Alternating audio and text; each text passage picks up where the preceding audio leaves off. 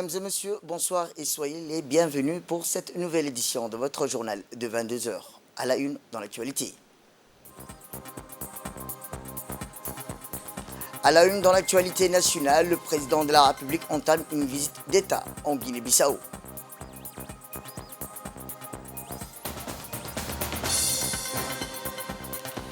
Et à Gaza, pas d'avancée sur un projet de trêve.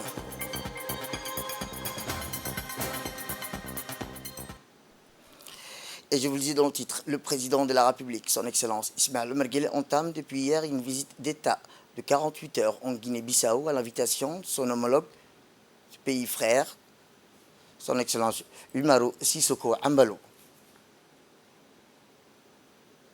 Cette visite officielle du président est la deuxième étape d'une double mission qui l'a conduit en premier lieu à Banjul, la capitale de la Gambie, où il avait pris part aux travaux du 15e sommet de l'Organisation de la coopération islamique. À son arrivée à l'aéroport international Osvaldo Vieira de Bissau, le chef de l'État a été accueilli par son homologue, le président de la Guinée-Bissau, ainsi que par plusieurs membres du gouvernement et de hauts cadres militaires de ce pays.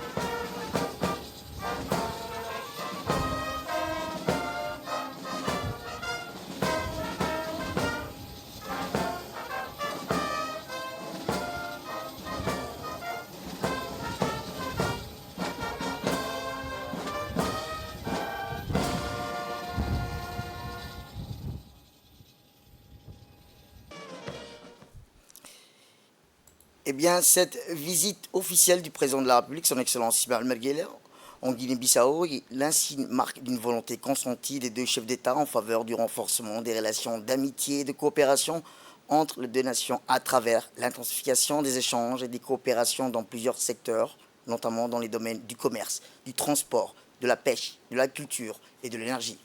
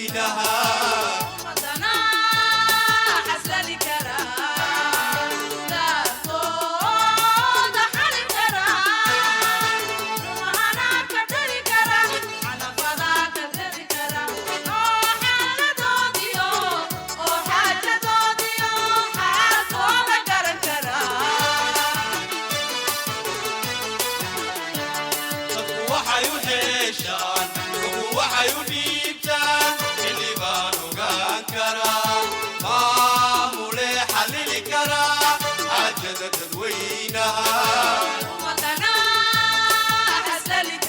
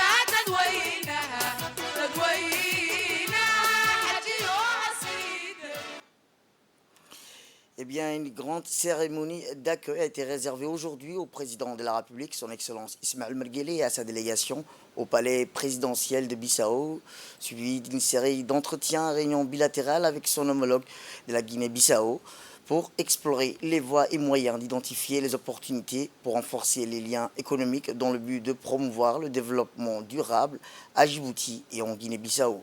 Eh bien, le président de la République, comme je vous le disais, son Excellence Ismaël Merguele, entame depuis hier une visite d'État de 48 heures en Guinée-Bissau à l'invitation de son homologue, un pays frère. Eh bien, durant cette visite d'État de 48 heures en Guinée-Bissau à l'invitation de son homologue, l'audience élargie de travail entre les présidents de Djibouti et de la Guinée-Bissau a eu lieu ce matin à l'issue d'un entretien en tête-à-tête des deux chefs d'État. A noter que le président de la République, son Excellence Ismaël Merguele, à la foulée ses audiences distinctes de travail, a été décoré de la plus haute médaille délivrée par la nation sœur et amie de Guinée-Bissau. Et en marge de sa visite d'État, le chef de l'État a visité cet après-midi les infrastructures phares du développement de ce pays frère, notamment le port, le musée de la lutte pour la libération nationale, le chef de l'État, qui sera ce soir l'hôte de marque d'un dîner offert en son honneur par le président Umaro Sissoco. Eh bien, nous reviendrons pour plus de détails de la visite d'État de 48 heures du chef de l'État en Guinée-Bissau dans nos prochaines éditions, ça veut dire demain. Retour à Djibouti où le forum des mutuelles communautaires de développement s'est achevé aujourd'hui après une journée de travaux intenses sous le haut patronage de son Excellence, le Premier ministre, M. Abdelkader Kal Mohamed, et organisé par la ministre de la Femme et de la Famille, en collaboration avec le Fonds des Nations Unies pour la population et le soutien de l'Union européenne. Ce forum a vu la participation de la ministre des Affaires sociales et de la Solidarité, Mme Hulfa Ismaël Abdo, du ministre de la Santé, Dr Ahmed Roble Abdile, de la représentante de la FUNIAP, Mme Aïcha Ibrahim, des présidents et préfets des régions de l'intérieur, ainsi que plus de 250 participants représentant des institutions gouvernementales, des mutuelles communautaires de développement, des organisations de la société civile, des partenaires internationaux, rappelant que les objectifs du forum ont convenu de renforcer la bonne gouvernance, la transparence et la responsabilité au sein des mutuelles communautaires de développement en raison de l'impact de leur action sur les communautés, tout en appelant à promouvoir la sensibilisation des communautés aux mutuelles communautaires de développement pour en élargir l'implantation territoriale. Les participants ont reconnu qu'il existe un certain nombre d'opportunités pour renforcer les mutuelles communautaires de développement, notamment en améliorant leur accès au financement, à la formation et au développement des partenariats avec le gouvernement, la société civile et le secteur privé. D'autonomisation économique, éducationnelle et sociale pour les femmes et les filles, en particulier celles vivant dans les zones rurales. J'aimerais tout d'abord mettre en lumière les succès remarquables de ces mutuelles. Grâce à leur engagement et leur détermination, de nombreuses femmes et filles ont pu accéder à des ressources précieuses, renforçant ainsi leur autonomie et leur capacité à contribuer pleinement à la société.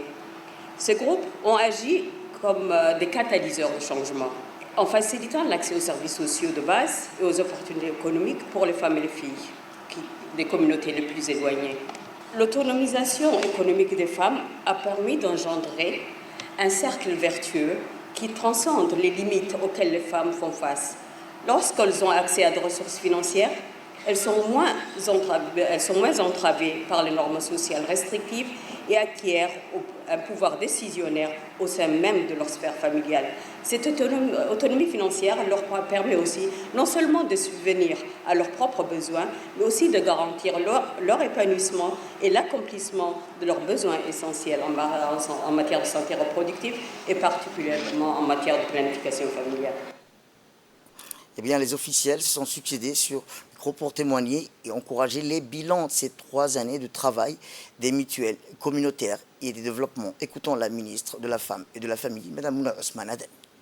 L'initiative a été décrétée en 2018 et qui leur a assigné, donc le décret leur a assigné un rôle crucial dans le développement local à Djibouti. En effet, ces organisations permettent aux communautés de se prendre en main et de mener des actions concrètes pour améliorer leurs conditions de vie. Elles contribuent dans ce contexte à la réduction de la pauvreté, à la création d'emplois, à l'accès à la santé, l'éducation, la protection de l'environnement. Permettez-moi de souligner que depuis la création des mutuelles, des résultats probants ont été présentés par la directrice ce matin. Si j'en prends quelques-unes, on a au total à peu près 4600 femmes et jeunes filles qui ont été impactées par les activités de l'ensemble des mutuelles sur l'ensemble des régions. À peu près 1200 femmes et jeunes filles ont bénéficié des différents soutiens des caisses de santé, de microcrédit et de formation. Au cours de ce forum, nous aurons l'occasion de réfléchir ensemble pour faire le point sur ce qui a été réalisé, tirer les leçons pratiques et de penser à l'avenir des mutuelles communautaires et de développement à Djibouti. Mais ce qu'il faut retenir ici, c'est que la clé de la réussite de ces initiatives, c'est l'engagement des communautés, l'engagement et l'appropriation réelle de ces populations à ces différentes initiatives, et c'est des efforts qu'il faut absolument louer. Pour assurer la pérennité de ces organisations et promouvoir leur activité, nous devons identifier les défis auxquels elles sont confrontées et proposer des solutions pour leur permettre de jouer pleinement leur rôle dans le développement durable.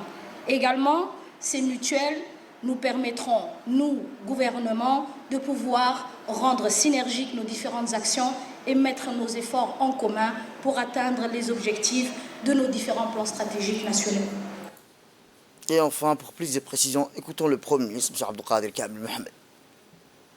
Le Forum national des mutuelles communautaires de développement auquel nous prenons part aujourd'hui est une belle opportunité d'évaluer son parcours, des 3 années de fonctionnement, de faire son bilan et par la même occasion de réfléchir aux moyens de les développer davantage, d'en élargir l'implantation tant elle incarne l'esprit de solidarité, d'entraide qui caractérise notre société.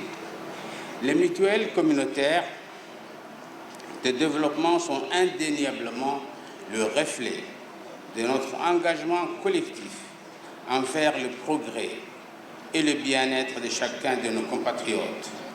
Les mutuelles jouent ainsi un rôle essentiel dans la lutte contre la pauvreté, dans la promotion de l'autonomisation des individus et des familles et la construction d'une société plus juste et équitable à l'échelle locale et à l'échelle nationale. C'est une priorité fondamentale de la feuille de route assignée au gouvernement par le chef de l'État, dont le souci permanent est de laisser personne à l'écart du développement. Aujourd'hui, en cette circonstance, il y a lieu de citer, entre autres, le rôle remarquable que les caisses de santé issues des mutuelles communautaires de développement jouent dans la promotion de la santé en général et plus particulièrement en matière de santé reproductive, en offrant un accès financier, en autonomisant les communautés et en réduisant les disparités en matière de santé et en renforçant les systèmes de santé locaux. Elles sont indéniablement un support utile pour la promotion de la couverture de santé universelle. Les résultats réalisés depuis 3 ans que vient de nous exposer Madame la Ministre montrent la pertinence du choix que nous avons fait d'impliquer fortement les mutuelles communautaires de développement dans la promotion du développement local et régional. Autre actualité dans ce 22h, c'est aussi un atelier de présentation des travaux de la feuille de route budgétisée de la stratégie nationale pour les migrations qui s'est tenu aujourd'hui au Palais du Peuple sous le patronage du ministre de l'Intérieur, M. Seyd Nour Hassan. L'atelier qui a réuni les principaux acteurs impliqués dans la migration a porté notamment sur l'élaboration et la présentation de la feuille de route budgétisée telle qu'édictée par la stratégie nationale pour les migrations. L'objectif de l'atelier a été de mettre à jour la politique de la migration nationale tout en garantissant une mobilisation des ressources adéquates. Un atelier qui s'inscrit dans l'actualité et priorité du gouvernement en matière de gestion migratoire. Cet atelier qui a vu la participation du coordinateur résident des systèmes des Nations Unies, du représentant de l'OIM, des représentants de l'USAID, des représentants de la société de Kaizen, les préfets des régions de l'intérieur, et le préfet de Djibouti-Ville, des officiers de l'immigration, dont le directeur de l'immigration de la police nationale, des officiers de la gendarmerie, des cadres de l'ONARS, des hauts cadres de l'administration centrale et du point Foucault, des représentants des partenaires techniques et financiers, ainsi que des représentants de la société civile.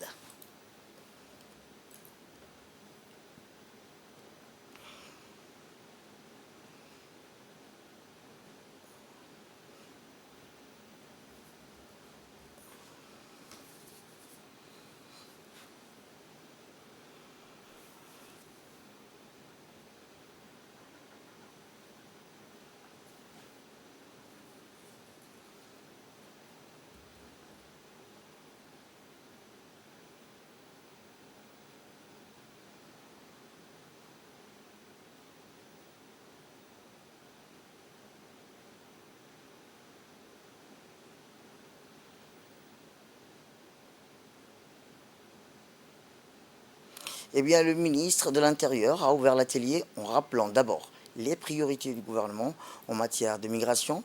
Il a aussi rappelé l'importance de la coopération au niveau régional et la coopération au niveau national en matière de migration. Écoutons-le. Merci. Donc, les docteurs, ils vont peut-être continuer tout à l'heure, effectivement, pour nous donner les détails. Mais comme je suis pris un peu par le timing, je voudrais donner quelques recommandations ici pour orienter effectivement les discussions, parce que je sais que les discussions seront très fructueuses, parce que la question est vraiment très centrale. Et je vois qu'ici, on a souvent insisté sur la coordination nationale. Mais moi, je suis convaincu que pour faire une gestion donc efficace de cette immigration, je voudrais savoir si les experts ont réfléchi sur une coopération régionale. Parce que si entre les différents pays donc, qui sont concernés par ce déplacement de population, s'il n'y a pas de discussion, s'il n'y a pas de concertation entre ces pays, je pense que la question sera très difficile au niveau de sa résolution. On sait qu'il y a donc certainement un type de population pour lequel nous avons besoin ici pour l'économie, mais il y a ici aussi une grande partie de cette population qui peuvent représenter un danger pour donc, les populations hautes ici. Et donc, ce type donc, de discussion avec, donc, au niveau régional pour maximiser, pour optimiser les échanges. Est-ce que cette stratégie a-t-elle été abordée avec donc, les experts? C'est dans cette question que c'est au niveau de cette orientation que je voudrais que effectivement donc contribuer, mais également dans cette gestion au niveau de cette migration, comment parce que je sais que par exemple l'OIM fait de très bonnes actions au niveau de BOC. Je sais que pour ceux qui veulent un retour volontaire, elle les accompagne. mais pour ceux qui veulent rester, elle les assiste en donnant effectivement une assistance. Mais si ce nombre augmente et qu'après les structures ne sont plus capables de contenir, quelles sont les solutions qui vont être proposées aussi bien par les partenaires que par les experts nationaux qui sont ici? Il faut imaginer effectivement des scénarios qui, au jour d'aujourd'hui, deviennent de plus en plus réalistes. Voilà donc les réflexions que je voudrais que, au cours de cet atelier, qu'elles soient menées et qu'elles soient mûries et qu'on puisse donc tirer effectivement parti de votre expertise. Je vous remercie. C'était juste.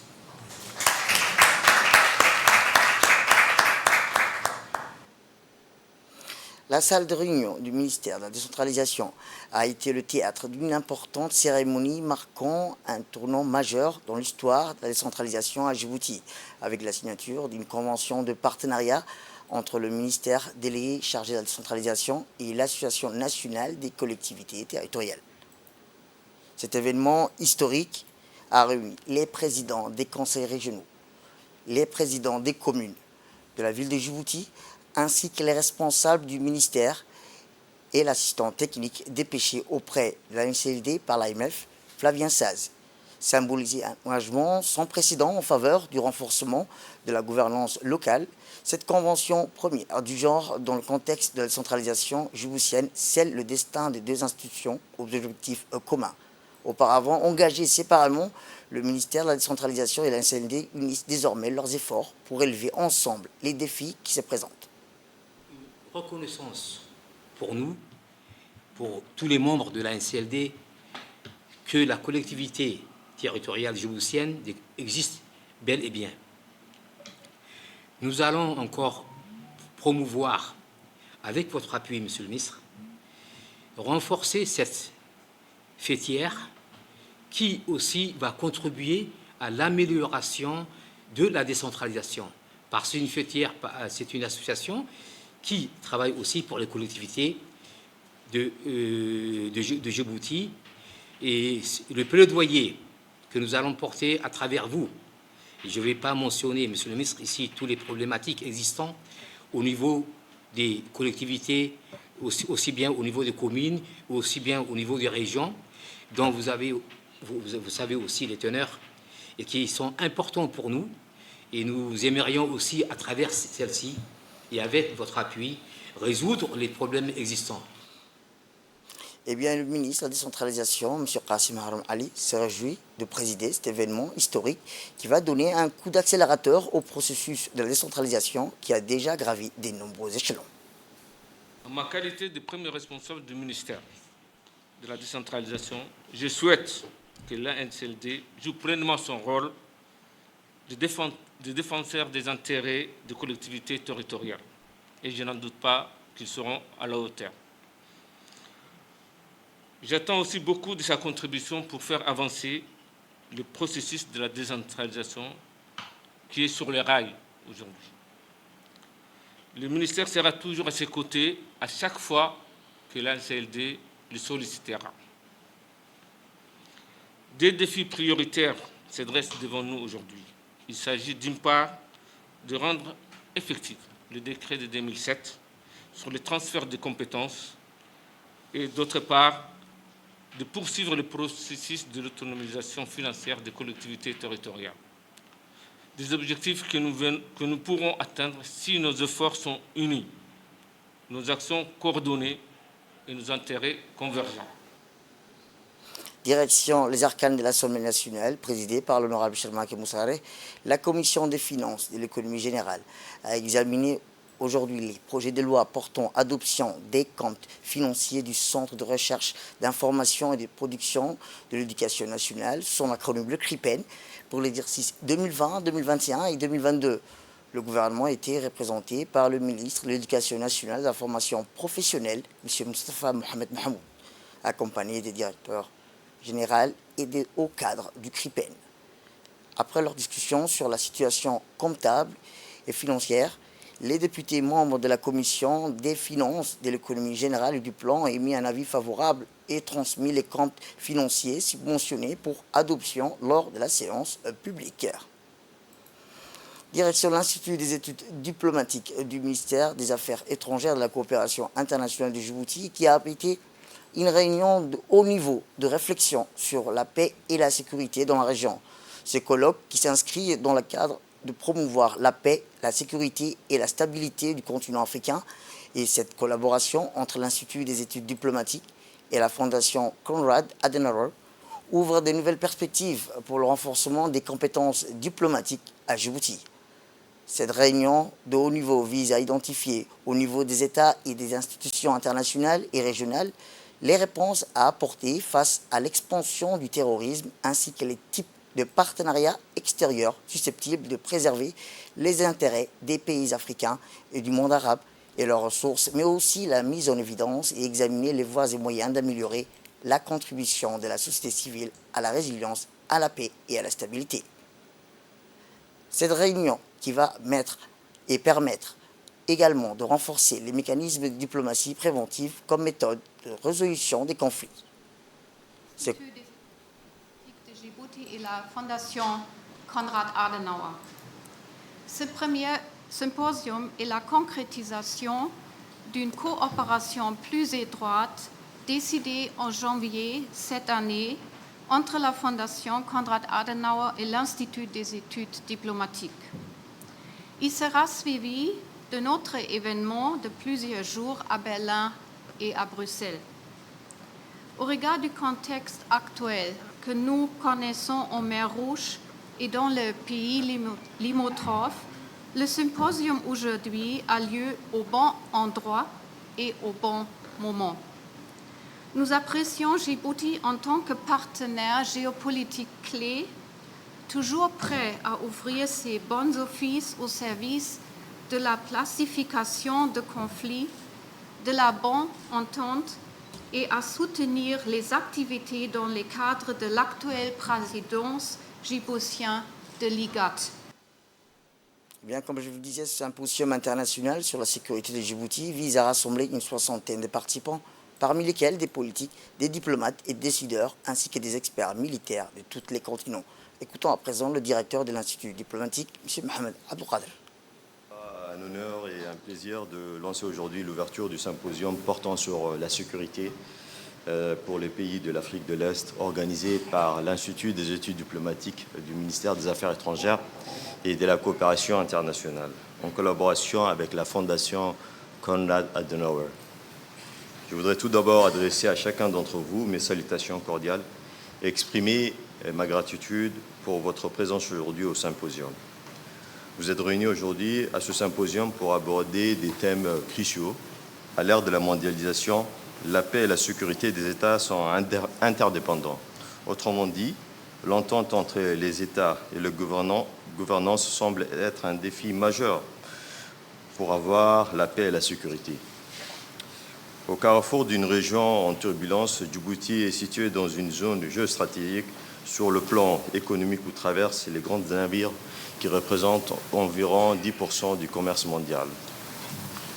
Connu pour être un pays stable dans une région instable et entouré par des pays comme la Somalie, le Yémen en guerre depuis 1991 et 2001 respectivement, Djibouti participe activement au maintien de la paix et de la sécurité dans le monde en mettant en avant une diplomatie efficace, ce qui lui a permis de nouer des alliances au niveau régional comme international. À travers l'IGAD et l'Union européenne, Djibouti mutualise les efforts pour exporter la stabilité et la sécurité dans la région, particulièrement vers la Somalie, par la voie diplomatique, bilatérale bien sûr et multilatérale. Et dans l'actualité internationale, je vous le dis dans le titre, une réunion au Caire sur un projet de trêve associé à la libération d'otages dans la bande de Gaza s'est achevée aujourd'hui sans avancée pendant qu'Israël et la résistance du Hamas restent inflexibles après 7 mois de guerre. Des discussions doivent cependant se poursuivre au Qatar, le principal pays médiateur où est attendu le chef du renseignement américain, William Burns, Il devrait rencontrer le Premier ministre du Qatar pour discuter des négociations indirectes entre Israël et la résistance du Hamas.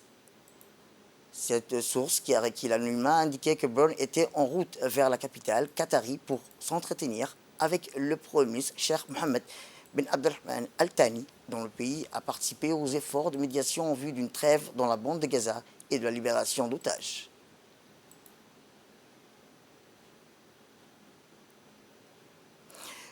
Afrique et régionale à présent, où le programme alimentaire mondial des Nations Unies a alerté sur l'imminence de la famine au Darfour. Les civils d'El Fasher sont déjà confrontés à des niveaux de faim dévastateurs alors que les convois d'aide en provenance du poste frontière tchadien Tini sont bloqués. Au cours des 6 dernières semaines, le PAM a fourni une aide alimentaire et nutritionnelle d'urgence de plus de 300 000 personnes dans le nord, l'ouest et le centre du Darfour en utilisant les postes frontières de Tini et Adré et une route transversale depuis le port Soudan. Tous ces accès sont désormais bloqués.